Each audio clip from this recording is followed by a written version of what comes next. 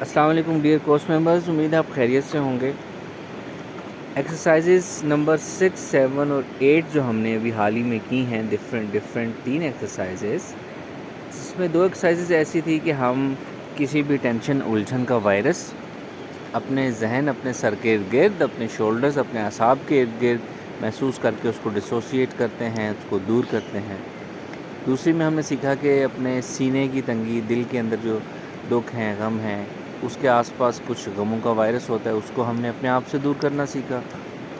اور سب سے آخر میں ہم نے اپنی پوری نفسیات سے ایک چیز نکالنا سیکھی کہ جو بھی چیز ہمیں تکلیف دیتی ہے اس کی تصویر بنتی ہے ہماری نفسیات میں، جس کی وجہ سے ہم الجھن کا شکار ہوتے ہیں، ٹینشن کا شکار ہوتے ہیں۔ ہم نے وہ چیز ہی اپنی نفسیات سے نکالنی سیکھی، جس میں ہم نے دیکھا کہ ایک تصویر جو ذہنی تصویر بنے گی، اس میں سے اپنے آپ کو نکال کر باقی تصویر کو ہم نے ختم کرنا ہے، دور کرنا ہے۔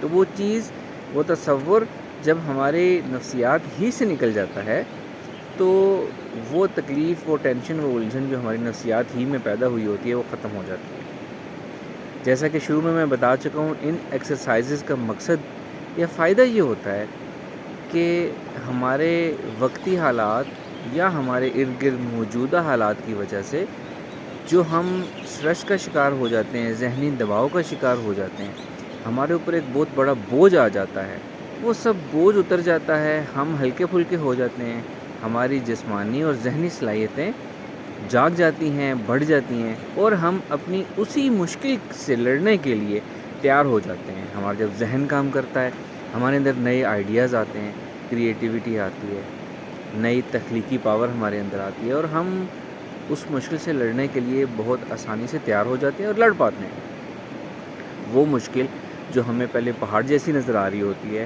ان مشقوں سے اپنے آپ کو ٹھیک کرنے کے بعد ہم خود یا ہماری سوچ پہاڑ جتنی بڑی ہو جاتی ہے اور ہماری مشکل ہمارے سامنے بہت چھوٹی ہو جاتی ہے۔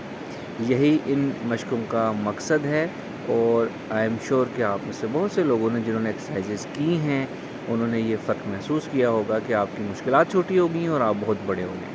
آپ لوگوں نے مجھے یہ بتانا ہے گروپ میں بھی اور کمنٹ کر کے بھی کہ آپ کیا یہ افیکٹ آپ کو آیا ہے کہ آپ اور آپ کی سوچ بڑی ہو گئی ہیں اور آپ کی مشکل اس کے سامنے چھوٹی رہ گئی اور آپ کو آسان لگتا ہے اس میں سے نکلنا، اس کا سدباب کرنا اور اس کا مقابلہ کرنا۔ یہ ہماری سیلف ہیلپ فیز جو تھا، ہمارا سیلف ہیلپ فیز، اس کی میجر ایکسرسائزز تھیں یہ ہماری۔ اب ہم کچھ ایکسرسائزز اور کریں گے، کچھ طریقے میں آپ کو اور بتاؤں گا اپنے آپ کو بہتر کرنے کے لیے، اپنی ہیلپ کرنے کے لیے، اپنی زندگی پہ کنٹرول حاصل کرنے کے لیے۔ کچھ اسباق ہمارے اور ہوں گے، کچھ اسی طرح کی مشقیں اور ہوں گی، کچھ سیلف ڈیلیبریشن ہوگی، تھاٹ پروسیس ہوگا۔ اس کے بعد ہمارا سیلف ہیلپ فیز ختم ہو جائے گا۔ سیلف ہیلپ فیز کے بعد ہم فیز 2 پہ جائیں گے، جس کا نام ہے سیلف ریولوشن۔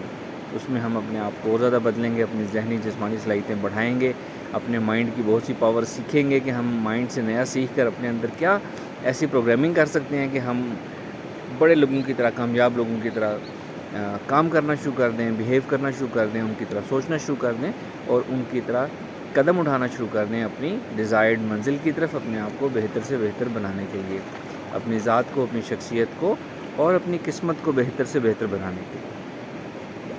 تو اب آپ لوگوں نے یہ کرنا ہے کہ مین ایکسرسائزز آپ نے اپنی مشکلات کا وزن اٹھا کر پھینکنے کے لیے، بوجھ اپنا اتار کے پھینکنے کے لیے جو مین مشقیں تھیں وہ آپ نے سیکھ لی ہیں۔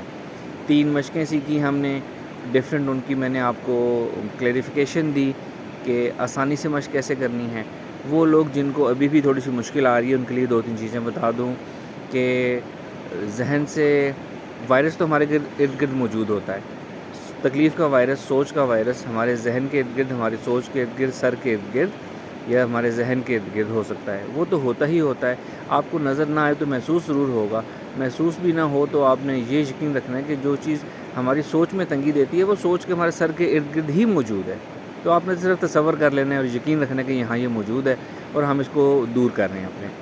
اب جن کو ریز نظر نہ آنے کا مسئلہ ہے کہ ریز ہمیں نظر نہیں آئی، ہماری ریز نکل نہیں رہی، پہلی تو بات یہ ہے کہ جب مشق بار بار کرتے ہیں تو خود ہی نکلنا بھی شروع ہو جاتی ہیں، خود ہی محسوس بھی ہونا شروع ہو جاتی ہیں۔ آپ مشق زیادہ کریں گے تو یہ خود بخود ہو جائے گا۔